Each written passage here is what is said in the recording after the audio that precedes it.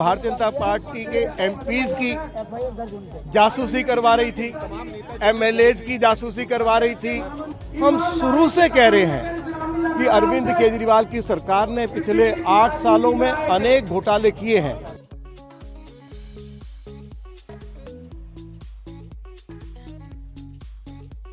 दिल्ली में जासूसी मामले को लेकर भाजपा कार्यकर्ता आम आदमी पार्टी के खिलाफ विरोध प्रदर्शन कर रहे हैं।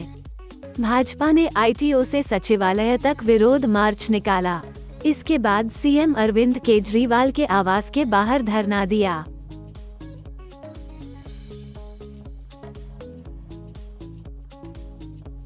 पार्टी कार्यकर्ता केजरीवाल से इस्तीफे की मांग कर रहे हैं। पुलिस ने कई प्रदर्शनकारियों को हिरासत में लिया है।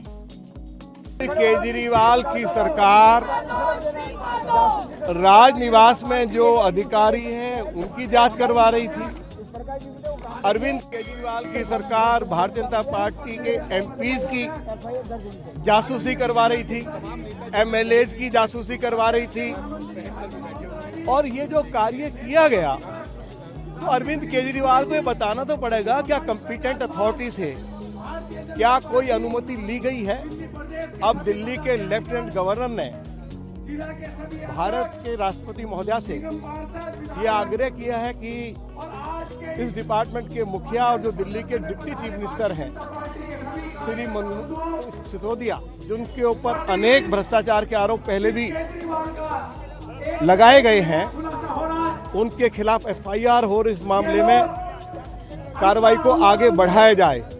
हम शुरू से कह रहे हैं कि अरविंद केजरीवाल की सरकार ने पिछले 8 सालों में अनेक घोटाले किए हैं। यदि हमने विधानसभा के अंदर ये बात कही कि जो नई एक्साइज पॉलिसी लाई गई है उसमें हजारों करोड़ रुपए का घोटाला हुआ है, तो आज शराब के ठेकेदार ये जानकारी एजेंसीज को दे रहे हैं कि हाँ, उनका जो कमीशन 2% से बढ़ाकर 12% किया गया, उससे उनको भी फायदा हुआ और अरविंद केजरीवाल की जेब में भी पैसा गया। अरविंद केजरीवाल की सरकार राजनिवास में जो अधिकारी हैं उनकी जासूसी करवा रही थी, दिल्ली के जो एमपीज हैं उनकी जासूसी करवा रही थी, दिल्ली प्रदेश भारतीय जनता पार्टी के नेताओं की जासूसी करवा रही थी। अब ये मामला जो है ये दिल्ली के लोगों के सामने आ गया है और दिल्ली के एलजी श्री विनय सक्सेना जी ने राष्ट्रपति महोदया से ये आग्रह किया है कि इस मामले में एफआईआर दर्ज करने की अनुमति दी जाए।